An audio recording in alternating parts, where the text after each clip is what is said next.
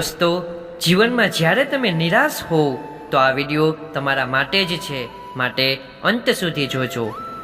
ઘણું શીખવી જાય છે જિંદગી, હસવા કરતાં વધારે રડાવી જાય છે જિંદગી.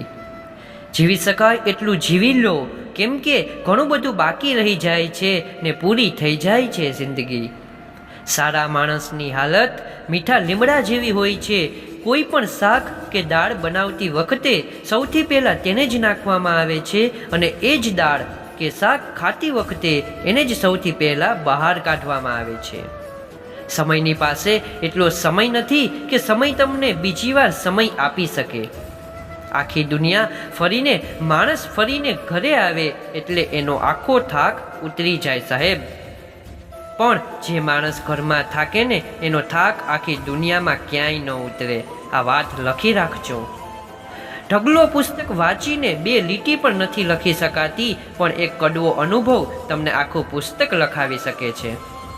સફળતા એક દિવસમાં નથી મળતી, પણ નક્કી કરી લો તો એક દિવસ જરૂર મળે છે.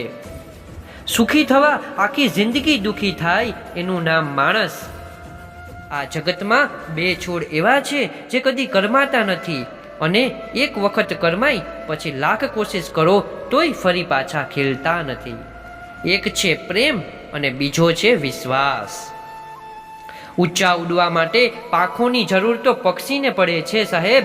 માણસ તો જેટલો નમે એટલો જ ઊંચો જાય છે.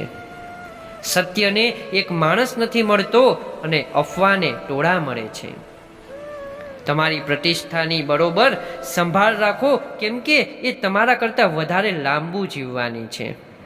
અને દોસ્તો, ભગવાનને એવી પ્રાર્થના કે ના કોઈનું આપેલું મળે, ના કોઈનું છીનવેલું મળે, મને તો બસ મારા નસીબમાં લખેલું મળે.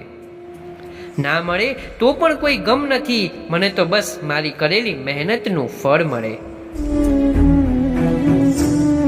જિંદગીમાં 2 જણની બહુ કાળજી રાખવી.